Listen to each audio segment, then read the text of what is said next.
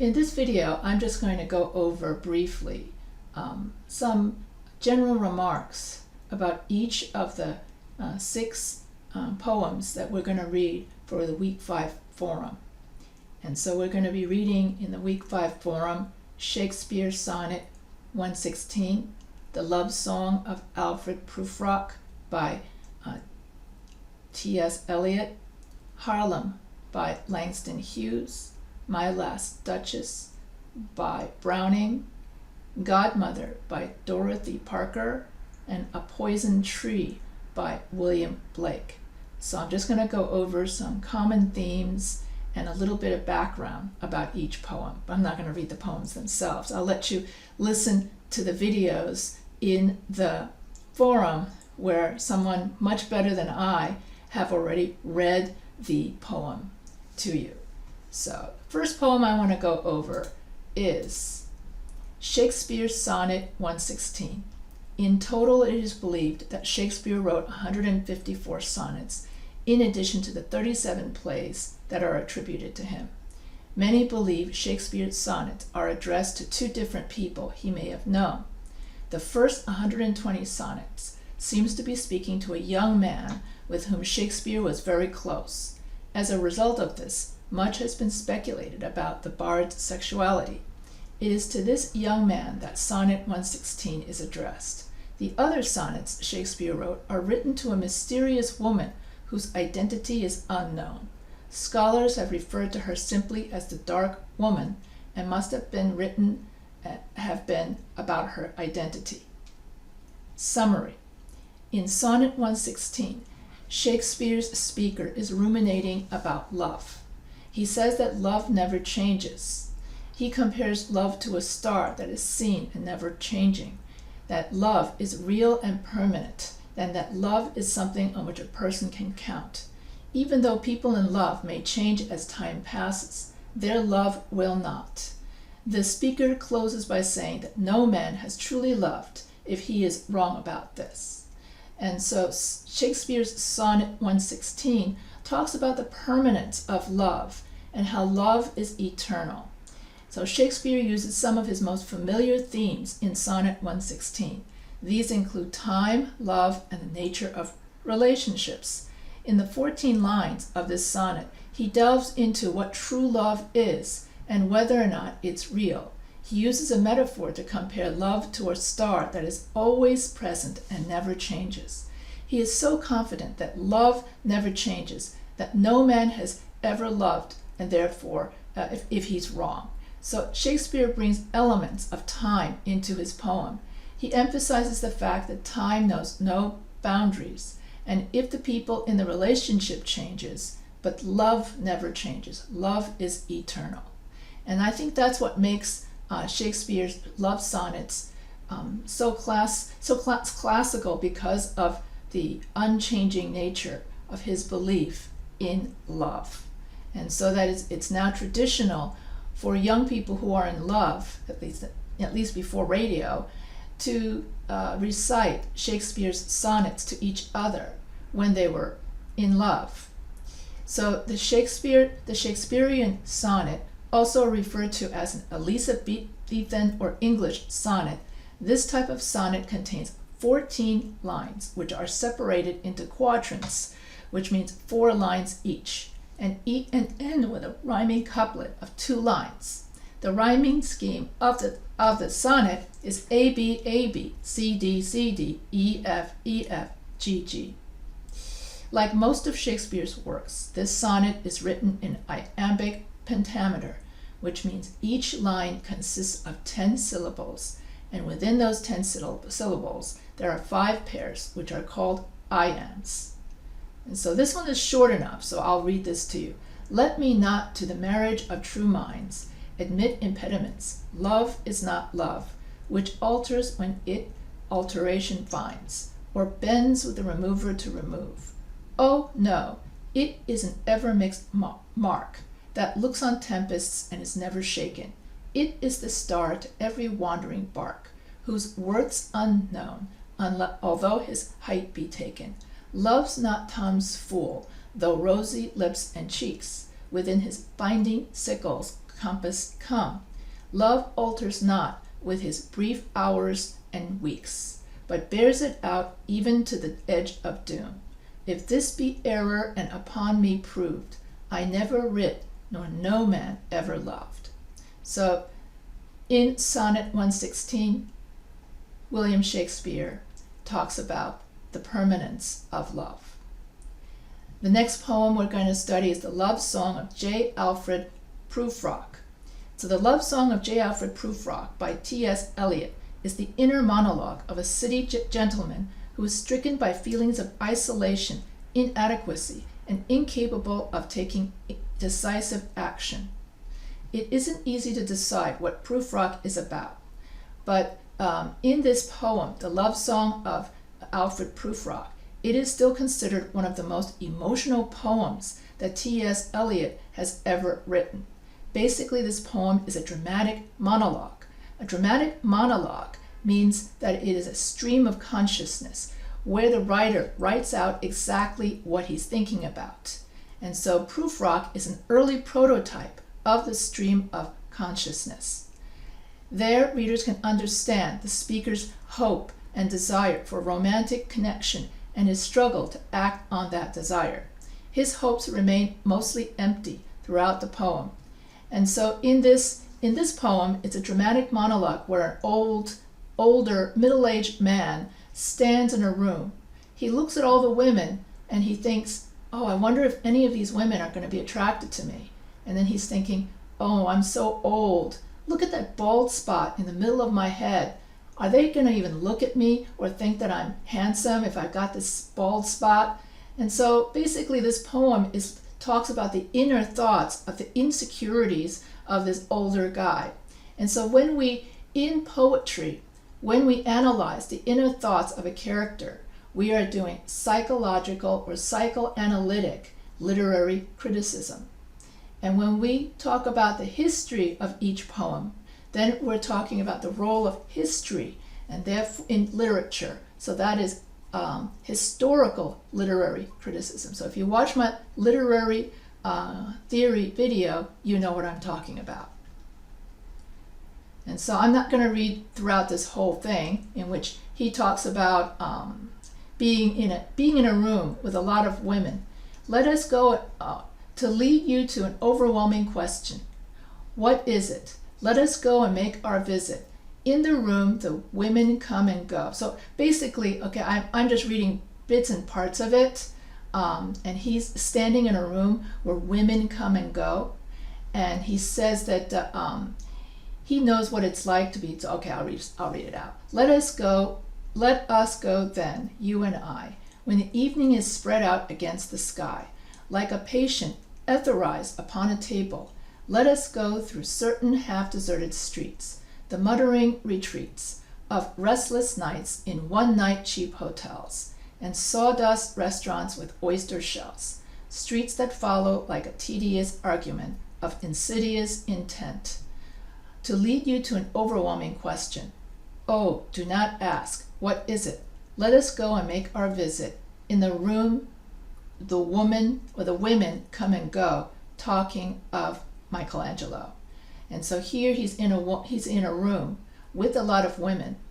And I'm going to skip over, okay, and in the room, the women come and go, talking of Michelangelo.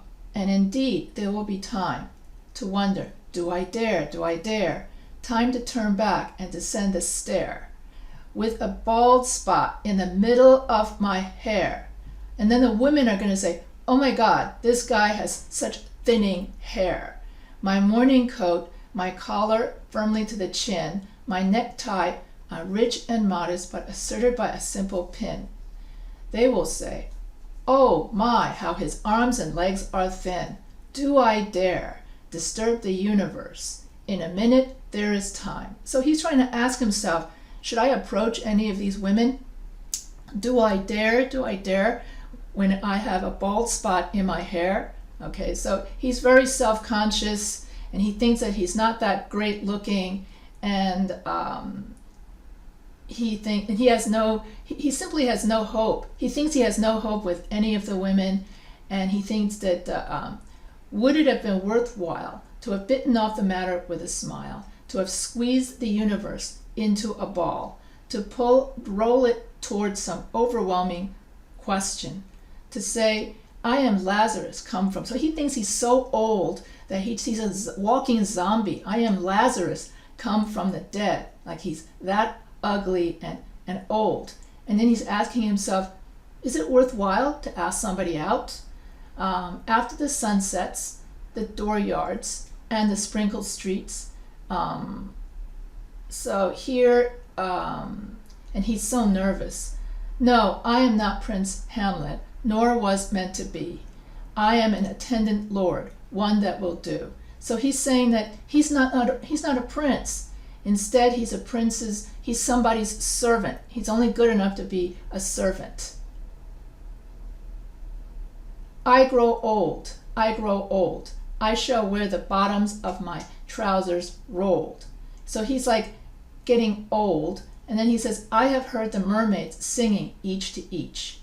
I do not think they will sing to me. So when you think of the Little Mermaid in the Disney film, the mermaid falls in love with a beautiful prince. And so here he's saying, well, I guess those mermaids, when they look at my bald spot and my ugly face, they're not going to be singing to me, I don't think they will sing to me, meaning he's so ugly. He thinks that he thinks that women will look at him and think he just rose from the dead like Lazarus. That's how ugly he thinks he thinks he is.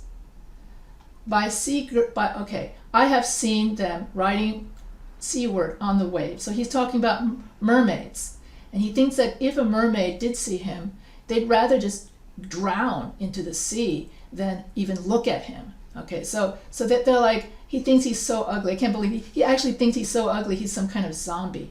All right, so here you have the insecurities of a middle-aged old man. I'm not going to read the whole thing, but you get the idea. Now, in Harlem, A Dream Deferred by Langston Hughes. So Harlem is a powerful poem. The poet wrote it in response to what he felt as a black man navigating a career and a personal life in a white-dominated world. Langston Hughes reached his prime during the Harlem Renaissance, which is like during the early 20th century, like 1920, 1930, that sort of thing. This was a unique time period in American history in which many African American writers emerged. It was the first time in history that African American people were able to reveal their true talent and intellect. The only problem was that African American writers were only acknowledged within the community of African American people. As it was very clear that separate was not equal, Langston Hughes wanted his work to be esteemed by the world, not just his own community. So Langston Hughes wrote Harlem, A Dream Deferred, in response to what he felt of having his own literary genius be kept separated or segregated from that of his white counterparts.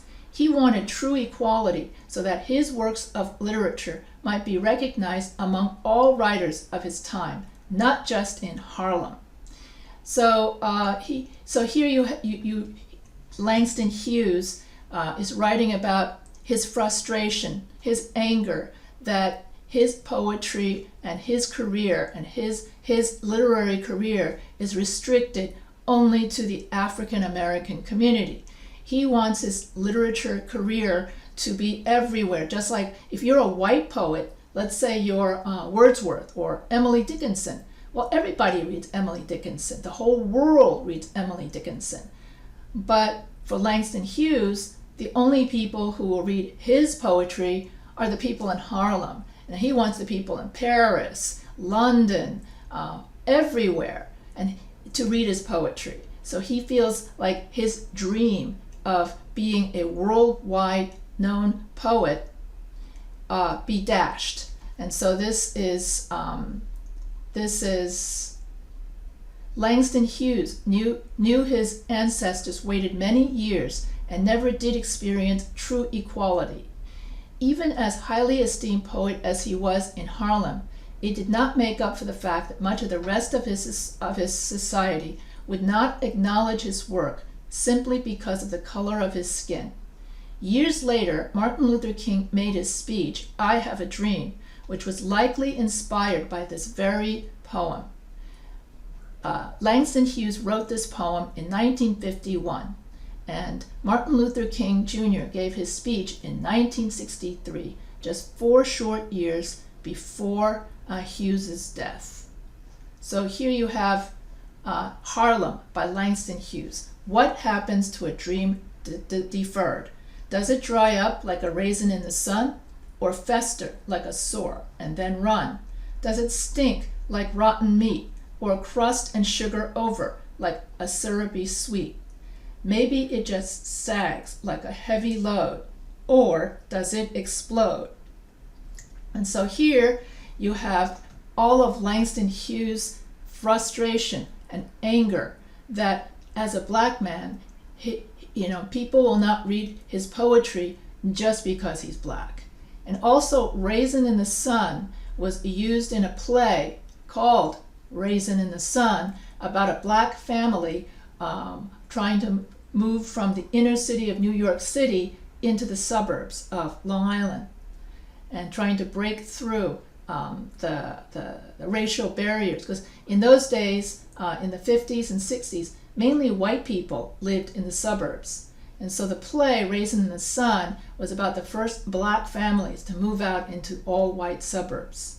And so the playwright also took a Raisin in the Sun from Langston Hughes's poetry. And I can't remember the name of the poet, the name of the playwright off the top of my head, but the name of the play is called Raisin in the Sun. All right, My Last Duchess by Robert Browning. This is also a monologue. And basically, Robert Browning writes about a narrator. He's some kind of very famous duke.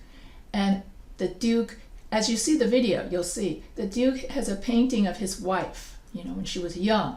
And then he's introducing his wife to the father of his next bride. And he's talking about his bride as if he thought that his wife was frivolous. She was always flirting with other men. She was too easily pleased by everything. And when he first married her, she was full of spirit, and she always had such passion for everything. And then he was a very controlling husband, and he did not want her to be looking at other men. He did not want her to have a social life. He did not want her to have, such happiness. He just wanted someone he could control. In the end, when he found he couldn't quite control her, it's rumored that he either had her killed or he killed her. So that's a rumor. And so it always irritated him that she always looked so happy. And so this is, My Last Duchess by Robert Browning is what this poem is about. So My Last Duchess by Robert Browning is a well-known dramatic monologue. Dramatic monologue means that you just talk about what you're thinking about. It suggests that the speaker has killed his wife and will soon do the same to the next, because he's talking to the father of the next bride that he wants to marry. So the poet's inspiration for this poem came from the Duke and Duchess of Ferrara. The Duchess died under very suspicious circumstances. She was married at 14 and dead by 17. Browning uses these suspicious circumstances as inspiration for a poem that dives deep into the mind of a powerful Duke of Ferrara who wishes to control his wife in every aspect of her life, including her feelings. Browning of the Victorian age wrote real-life poetry that reflected upon some of the darkest aspects of Victorian life. And one of those aspects is the treatment of wives by their husbands. Everyone is familiar with Henry VIII and his many wives whom he accused and executed when he tired of him. So Robert Browning reveals that this mentality was widespread during this time. Wives were viewed as disposable, and their husbands would often accuse them to do away with them when they desired to marry someone else. So the life of a Victorian wife was a perilous one. So this is the background to My Last Duchess. All right, and so you get to read, and My Last Duchess is a dramatic monologue written in 5 sections, made of rhyming couplets. The poem is written mostly in iambic pentameter. So I'm definitely not going to read all of this, and I'll let you listen to the video, which does a much better job of reading the whole thing. But basically, it talks about how this controlling husband killed his teenage wife so that he could have another wife. The Godmother by Dorothy Parker. So in the theme of this poem is the love of a godmother for a child. In Christianity, the concept of a godmother is a woman who vows to help raise a child according to Christian morals. She takes responsibility for carrying out the child's religious education and assures that she will take care of the child in case the child is orphaned. Therefore, she ends up playing the role of a real mother. And so here in the title, Godmother makes it clear that this poem is about a godmother. The speaker is addressing her godmother and recounting her childhood period when her parents gave her a godmother the responsibility of bringing her up in a Christian manner. The scene is set in the nave of a church where a group of people has gathered to see the ceremony of baptism. The tone is full of happiness and gratitude. So the speaker begins the poem by remembering the day of her baptism. And so here she is, remembering that she's at church and she's remembering the day of her baptism, and she's very, very grateful that her godmother taught her Christian morals. So that's pretty much the whole thing. The day that I was Christianed, it's 100 years and more, a hag came and listened at the white church door. And so here you have the scheme, the rhyme scheme is A, B, A, B, A, B. And she uses a lot of alliteration, and she uses a lot of all of this, which I'll let you read. But basically, she's very grateful for her godmother who took care of her when she was young.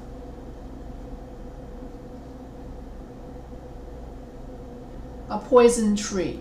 In A Poison Tree, so here A Poison Tree is one of the most famous poems by William Blake.